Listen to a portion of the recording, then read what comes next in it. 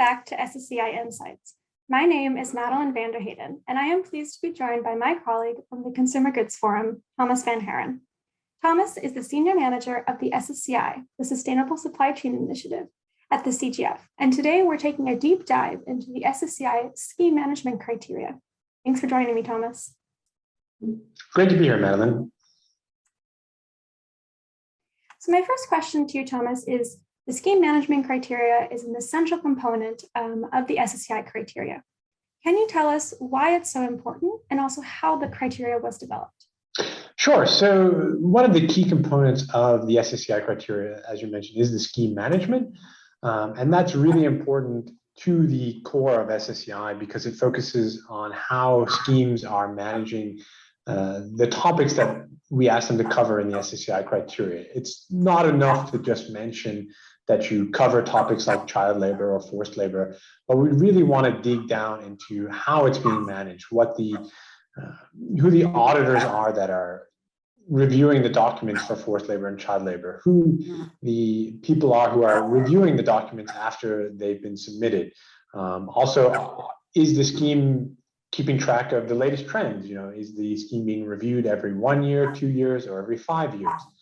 We know that there are a lot of issues in social compliance that change very quickly, and therefore we need to make sure that these updates are being seen not only in the scheme, but also in the management of the scheme.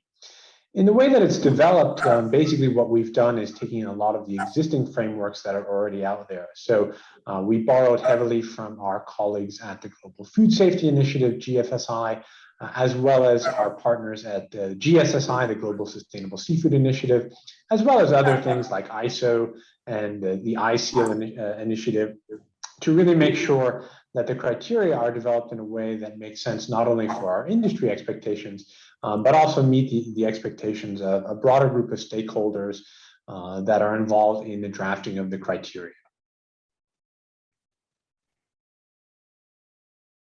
So it sounds like the criteria was developed based on or in alignment with a lot of other existing frameworks. And so companies are already going to be aware of some of these criteria. Is that correct?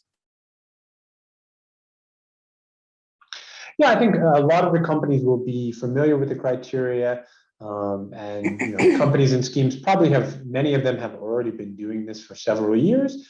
And again, the purpose of SSCI is to just make sure that we set the bar at the right level and that all of the programs that our companies are using exceed that level wherever meet or exceed that level wherever possible. I think the key for us is to make sure that, again, companies are using the third-party sustainability reports to inform their responsible sourcing decisions. And if there are any errors in those reports, or if the information is not provided in a proper way, that can cause companies to make poor decisions later on. Very true. And so what are the key areas of scheme management that you think companies need to be most aware of when it comes to responsible sourcing? Sure. Well, I think, of course, all the criteria are important. From our perspective at SSCI, a scheme needs to meet all of our criteria in order to be considered SSCI recognized. But I think we're seeing an increased focus on a couple of really key processes from the scheme management, especially from regulatory agencies.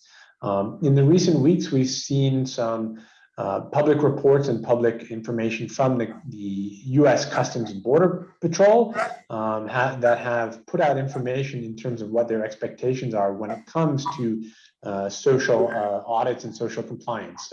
This relates to the fact that in the United States, there is a law that empowers the U.S. CBP to block imports for products that may have been suspected to be made with forced or child labor.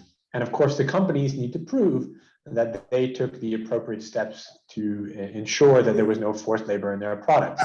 And what we're seeing is that companies are often relying on third-party sustainability reports or audits or certifications.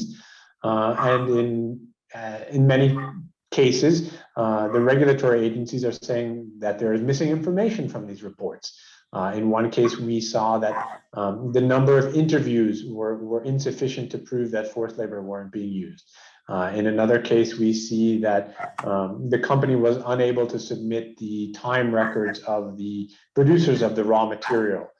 So again, if companies, all of the criteria certainly matter for the purposes of recognition, but we're trying to align wherever possible to make sure that companies and the schemes that they're using meet these regulatory expectations as well.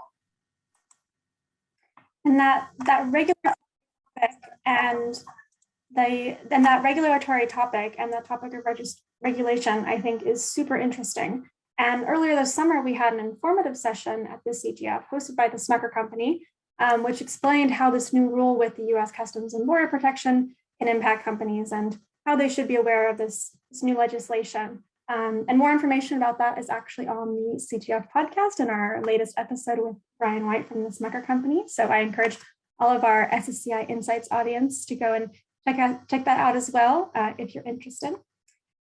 So Thomas, if you take me into the future, what areas of scheme management do you think will be in the future SSCI benchmarking criteria?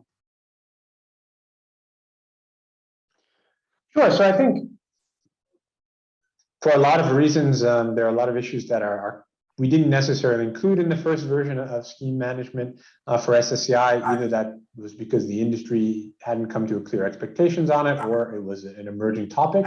I think one of the key areas that we'll look at is the use of technology in social auditing and social compliance or general sustainability. Obviously with COVID, it was not possible to send physical people onto the ground to make sure that there were sufficient checks on health and safety, on wages and working conditions, as well as worker interviews. So many third-party programs developed technology and audits, hybrid audits, to develop a system in which that they could do it remotely.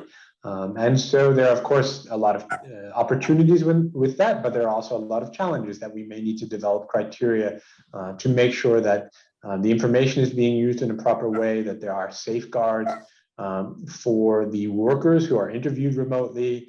And again, just the overall use of what's acceptable to the industry and what may not be acceptable in terms of how integrated the technology is used into the audit. A second topic that I think we're kind of looking into, although it's more of a social topic, certainly is living wage. And that's a topic that we've discussed many times at SSCI at several different meetings. But in terms of the scheme management approach, again, there are many different methodologies that are out there. And in the way that one calculates a living wage, depending on the industry, depending on the country. And we're working with partners like IDH, the Sustainable Trade Initiative, to help identify potential living wage calculations and seeing if they can be integrated into future versions of the SSCI criteria. So I think there's a lot of different elements that we're looking for within scheme management. We're going to have a lot of conversations within the SSCI coalition going forward. But these are probably the two areas that are going to be the hot topics for the next couple of months and into 2022. Thanks for that, Thomas. And just as a quick aside, I'm wondering if the scheme management criteria is different between the different sectoral scopes of the SSCI benchmark. So the scheme management criteria, is it different between manufacturing and processing, primary production, and at-sea operations? So for the most part, they are quite similar across all three. We do recognize that there are some differences between the different sectors. For instance, in primary production, we had to include sections on smallholders and group certifications because this was an area of concern for the SSCI coalition members, especially when it came to farming or aquaculture. This was an area that we needed to make sure we had additional protections and additional checks for the schemes. But overall, we do try to keep it consistent across the different sectoral scopes. In essence, because we believe that if a scheme is managed properly, the content and the way that they approach specific topics like child labor or forced labor, there can be more deviation in the way those are looked at. But at the end of the day, the scheme management approach needs to be similar no matter the sector.